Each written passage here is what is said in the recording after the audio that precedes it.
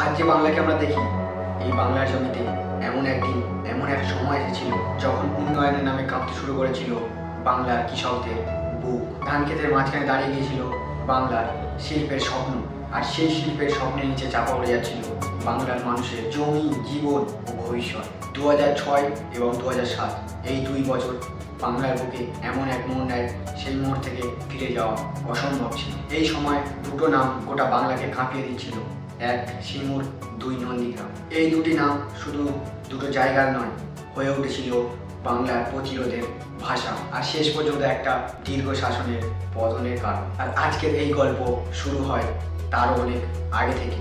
সাল তখন 1977। পশ্চিমবঙ্গকে তখন শাসন করছিল 34 বছরের সরকার, বামফ্রন্ট সরকার। একটা গোটা প্রজন্ম বড় হয়েছে এই সরকারের মধ্যে। এক সময় এই সরকারই কৃষকদের ভূমি সংস্কার এনেছিলেন, অপারেশন বর্গা করে জমির অধিকার দিয়েছিলেন চাষিদের। গ্রাম বাংলার মানুষজন তখন থেকে বামফ্রন্ট সরকারকে বিশ্বাস করত। কিন্তু সময় বদলাচ্ছিল, দেশ বদলাচ্ছিল, বিশ্ব বদলাচ্ছিল, শিল্প হচ্ছিল অন্য রাজ্যে। বাংলার যুবক কাজ পাচ্ছিল না, আর শিল্পের মানচিত্রে পশ্চিমবঙ্গ ধীরে ধীরে পিছিয়ে পড়ছিল। তখন মুখ্যমন্ত্রী বুদ্ধদেব ভট্টাচার্য বলেন যে শিল্প ছাড়া বাংলা বাঁচবে না। আর এই কথার মধ্যে লুকিয়েছিল ভবিষ্যতের বড় সংখ্যা। শিল্প আনতে গেলেই চাই জমি, আর জমি মানে বাংলার কৃষক, আর কৃষকদের জমি মানে তাদের নিজস্ব জীবন। আর এই বাস্তবতার মাঝে সরকার সিদ্ধান্ত নিল বড় শিল্প আনা হবে বাংলার বুকে, প্রয়োজনে বড় জমি নেওয়া হবে। আর এখান থেকেই জন্ম নিল সিঙ্গুর, হুগলি জেলার এক শান্ত কৃষি প্রধান এলাকা, যেখান থেকে বছরে একাধিক ফসল উৎপাদন হয়, যেখানে শুধু জমি সম্পত্তি নয়, মানুষের নিরাপত্তা। আর সেই সিঙ্গুরেই এলো টাটা গ্রুপের ন্যানো প্রকল্প, ভারতের সবচেয়ে সস্তা গাড়ির কারখানা। প্রায় 1000 একর জমির উপরে তৈরি হয়েছে। সরকার বলল এটা উন্নয়ন, এতে আমাদের দেশ বদলাবে, রাজ্য বদলাবে, রাজ্যের মানুষ চাকরি পাবে। কিন্তু বহু কৃষক বললেন এই জমি আমরা দিতে চাই না। 1894 সালে সেই পুরনো ভূমি অধিগ্রহণ আইন চালু করে জমি নেওয়া শুরু করলেন।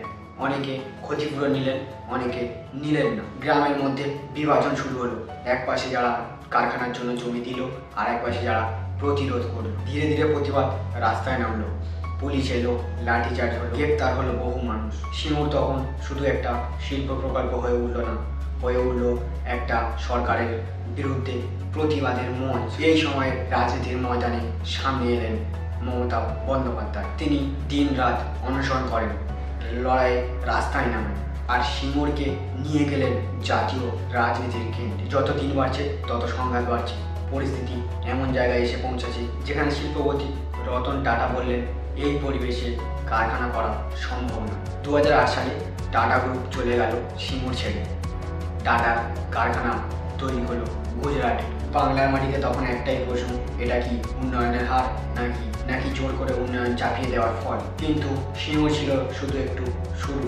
এরপর যা ঘটলো তা আরও ভয়াবহ। পূর্ব মেদিনীপুরের নন্দীগ্রাম, যা একটি কৃষি ও মৎস্য নির্ভর এলাকা, আর যেখানে পরিকল্পনা করা হলো যে এখানে কেমিক্যাল হাব বানানো হবে। গ্রামে ছড়িয়ে পড়ল আতঙ্ক, ছড়িয়ে পড়ল গুজব, হাজার হাজার একক জমি নিয়ে নেওয়া হবে, মানুষের বসতি উচ্ছেদ করা হবে, রাস্তা কাটা হলো, প্রশাসনের প্রবেশপথ বন্ধ করে দেওয়া হলো। নন্দীগ্রাম কার্যত সরকারের নিয়ন্ত্রণের বাইরে চলে গেল। তারপর এলো 14ই মার্চ 2007। সেই দিন পুলিশ ঢুকলো নন্দীগ্রামে, গুলির শব্দে কেঁপে উঠল পুরো গ্রাম। রাস্তায় পড়ে রইল নিথর দেহ। সে এক ভয়াবহ দৃশ্য। সরকারি হিসেব অনুযায়ী 14 জন মারা গেছেন, কিন্তু স্থানীয়দের মুখে শোনা যায় সংখ্যাটা আরও বেশি। নন্দীগ্রাম পুরো রক্তে ভেসে গেল।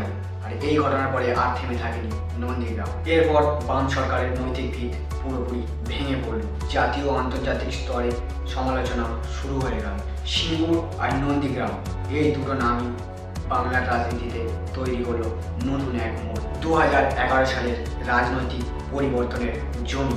শেষ পর্যন্ত 34 বছরের বাম শাসনের অবসান ঘটে, আর ক্ষমতায় আসেন আমাদের মুখ্যমন্ত্রী মমতা ব্যানার্জি। কিন্তু প্রশ্ন আজ থেকে যায়, শিল্প কি আসতো না অন্যভাবে? কৃষকের সম্মতি কি উপেক্ষা করতে হতো? উন্নয়ন কি মানুষের বিরুদ্ধে গিয়ে হয়? সিঙ্গুর আর নন্দীগ্রাম আমাদের শেখায় উন্নয়ন তখনই হয় যখন মানুষ সেই উন্নয়নের স্বাদ দেয়। কিন্তু আজ আমার প্রশ্ন, বাংলাতে এখনো ভালো কারখানা নেই, বাংলার ছেলেরা চাকরি নেই, বাংলার যুবক প্রতি বছর প্রায় বাইরের স্টেটে কাজে যাচ্ছে, বিদেশে কাজে যাচ্ছে, বাংলার যুবক আজও বেকার রয়েছে। বাংলা দিন দিন আরও পিছিয়ে পড়ছে। এর পরিবর্তন হওয়া দরকার।